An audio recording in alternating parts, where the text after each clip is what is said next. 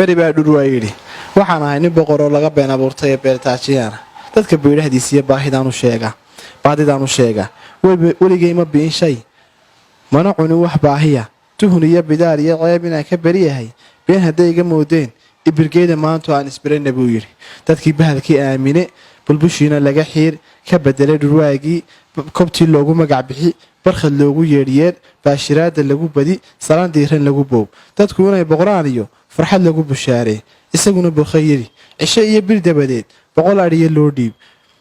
baro waa dambaysaa bilo nabad ku soo hoyi ballankiina kama bixin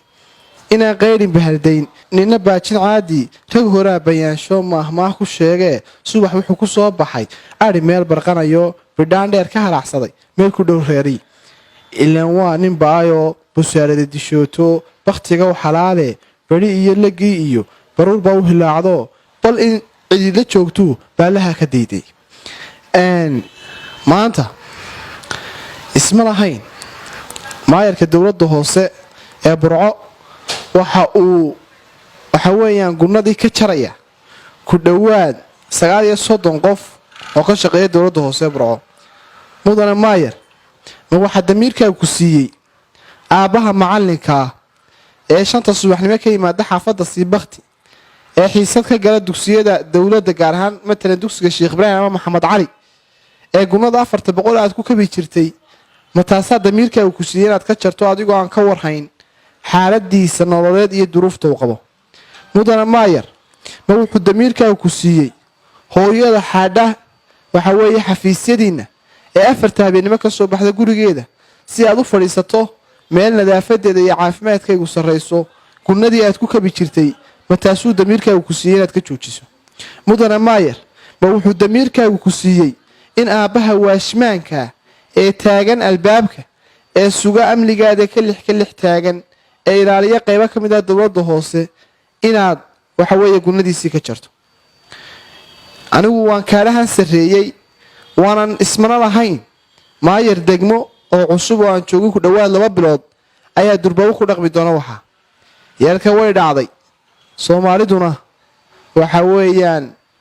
way aragtay durbaabo meesha laga ifiyana waa meel leer ku dhawaad 39 ka shaqaalaha yariday ee ku jiraan agaasimo waaxidadu ay ku jiraan waxa weeyaan kormeerayaashu ay ku jiraan waxa weeyaan waaxaha maaliyadu ay ku jira xisaabiyihii guud ee dowladda hoose ee intaba aad ku dul keentay waxa weeye qof jifidina ama waxa weeye family ka soo jeeda aad ku dul keentay ee aad qof kasta tiri kula dul xisaabtaba ruuxaantii mid bulshada burca qabata maaha mid lagaaga fadhiyayna maaha mudane maayar waxaan kuu sheegayaa ninkii gabiyay wuxuu yiri haddii alla ku reeyay gugi ku kordhaa gabow mooye ku tarin garaad iyo waay arag ilaa waxba dhaantid geed annagu maayar waa kaalahan weynayn kulamaanaan jeclayn arrinka waxaan ugu baaqaynaa xukuumadda dhexe Soomaaliland oo horeeya madaxweynaha qaranka Soomaaliland wasiirka amuraha gudaha jamhuuriyadda Soomaaliland Maxamed Kaahin Axmed in arrinka 72 saacadood soo socda si degdeg ah looga jawaabo haddii maamulka dowladda hoose burco bato burco waxay yeelan doontaa 2 dowlad hoosaad bay burco yeelan doontaa haddii maamulka dowladda hoose burco bato burco waxay yeelan doontaa 2 maayar waxa weeyaan oo u kala taliya ay burco yeelan doontaa ruuxaantii burco waxa ku jira waxa weeye dad dabadiisa wax ka soo dhiibaya oo waxa weeye rag waaweyn oo burco magac iyo maamuus ku lahaa laakiin hadda life loo wada garanayo oo waxa weeye ka shaqeynaya burco xumaata iyo burco kala qaybsanta ragga fariidku waa garanaya nacasna loo sheegi maayo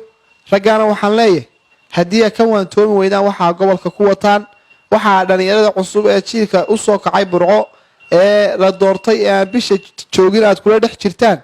run ahaantii burco waa farta waa la idinku fiiqi doonaa dibna la idinka xakaman maayo abwaan cali seenyo gabay tiriye waxa kamid ah inkastuu ku saacido waqtigu kuna sabaaleeyo saladaada dhiig baa ku jira saymeeyo hog ragga waaweyn ee waxa weeye burco waxa weeye waligoodba ku soo galaasaday inta ku soo leekaaday ee dhalinyarada waxaan salka iyo raad kale u soo dhiibaya waxa weeyaan waanu kala han weynayn waanu idinkala fiicnayn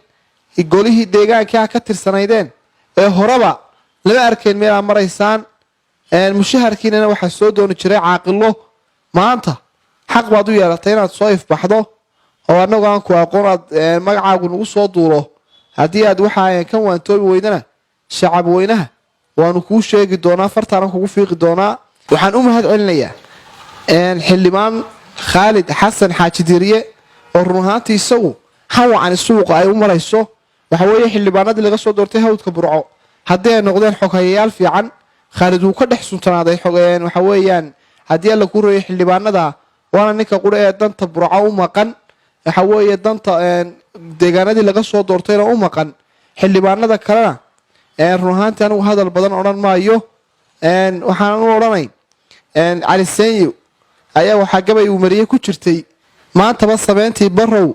sumalxad weeyaane sawir iima goyn wiilashaan suufka raacsada ee sacbul waxay yidhaahdeen dadkii saare heegada ee isha saxar ku dhaca teeda kale waa u siriirtaaye sumcad male ninkii hooyadii suuban weeraray xildhibaanadii kale ee la doortay haddii ay noqdeen xildhibaano waxa weeyaan run ahaantii aan kasoo bixin waajibkii loo dirsaday ay noqdeen xoghayayaal fiican ama kaaliyayaal fiican kabaanaan filanayn mar labaad iyo mar saddexaadba waxaan u mahad celinayaa xildhibaan khaalid xasan xaaji diiriye oo run ahaantii xan fiican ay suuqa ka marayso haddii xukuumadda somalilan waxaan ugu baaqaynaa iyo xukuumadda salaba in waxa weeyaan ay 27 saac gudahood arrinkaa kusoo farageliyaan haddii waxa weeya arrinkaa aan waxba laga qaban waayo oo waxa weeye burco hagaagsan la heli waayana waxa weeye taynagu keeni karta waa garanaynaa waxaan mar labaad iyo mar saddexaadba ku celinayaa haddii maamulka dowladda hoose bato burca waxay yeelan doontaa 2 dowlad hoosaad haddii maamulka dowladda hoose sii batana burca waxay yeelan doontaa 2 maayar. والسلام عليكم ورحمة الله وبركاته.